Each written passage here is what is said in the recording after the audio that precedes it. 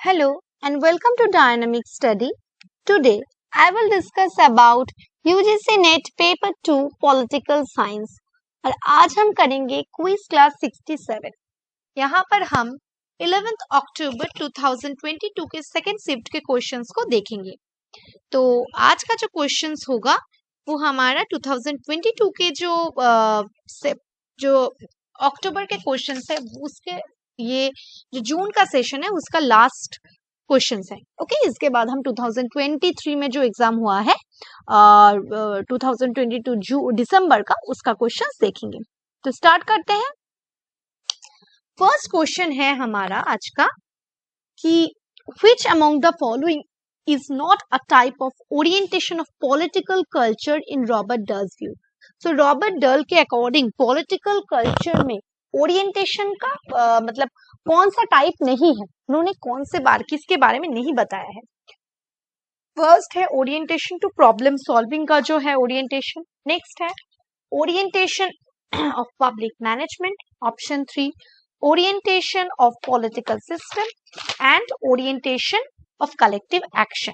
तो इसका जो करेक्ट आंसर होगा वो होगा option B, orientation of public management. वो नहीं है part, option B is the right answer, बाकी तीनों पार्ट है।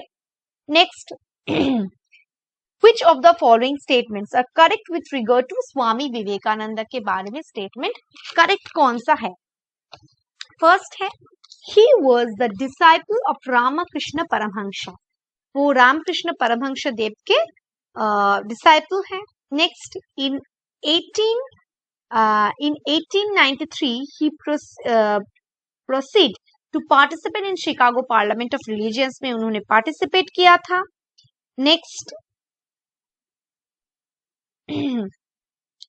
है कि he never visited USA, वो कभी भी यूएसए नहीं गए थे। ओके, सो ये एक स्टेटमेंट है। नेक्स्ट है कि नेक्स्ट जो क्वेश्चन है वो है नेक्स्ट जो है वो है he said that man is not higher than all elements, ये उन्होंने नहीं बताया था। ओके,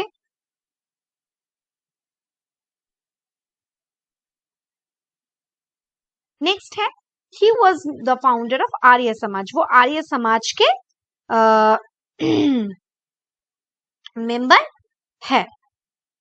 ओके, नेक्स्ट तो हम यहाँ पर कौन से स्टेटमेंट को करेक्ट कहेंगे। सो यहाँ पर जो स्टेटमेंट्स करेक्ट है वो है सी, मतलब A and B is the correct answer यहाँ पर, बाकी सारे रॉन्ग हैं। So option C is the right answer. Next question देखते हैं। India announce the act east policy, India ने एक्ट ईस्ट पॉलिसी कहां पर लॉन्च की थी। बिम्स्टेक समिट 2004 में, एशियन समिट 2014 में, IORA मीट 1997 में, या सार्क समिट 2014 में। तो इसका जो राइट आंसर होगा वो है बी, एशियन समिट 2014 में। Option B is the correct answer. Next question देखते हैं। Which among the following are elements of liberalism? कौन से स्टेटमेंट करेक्ट है। Individual should have the right to develop his own personality, individual के पास right होना चाहिए कि जिससे कि वो अपना पर्सनैलिटी को डेवलप कर सके। Next, man is a rational creature, man जो है मानुष मतलब इंसान जो है वो एक रैशनल ज्योतिक क्रिएचर है। Next, society should not be plural, society को प्लूरल बहुत तो नहीं होना चाहिए। Next, it believes in constitution, ये संवैधानिकता में विश्वास करते हैं। सो कौन से उपादान है।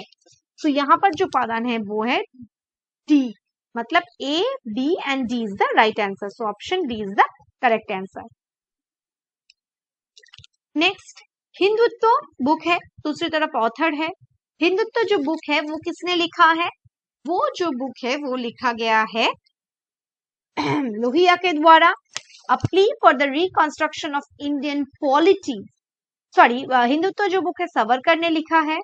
A plea for the reconstruction of Indian polity, ये जो बुक है जयप्रकाश नारायण जी ने लिखा है।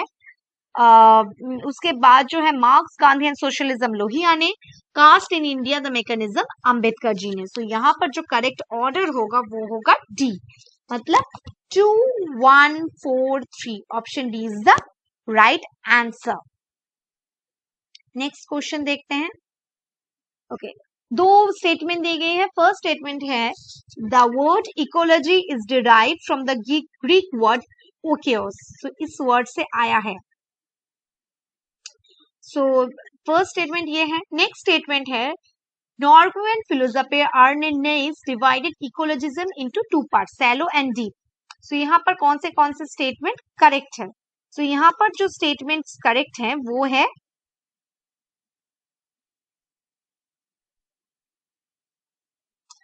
कौन से स्टेटमेंट यहाँ पर करेक्ट है?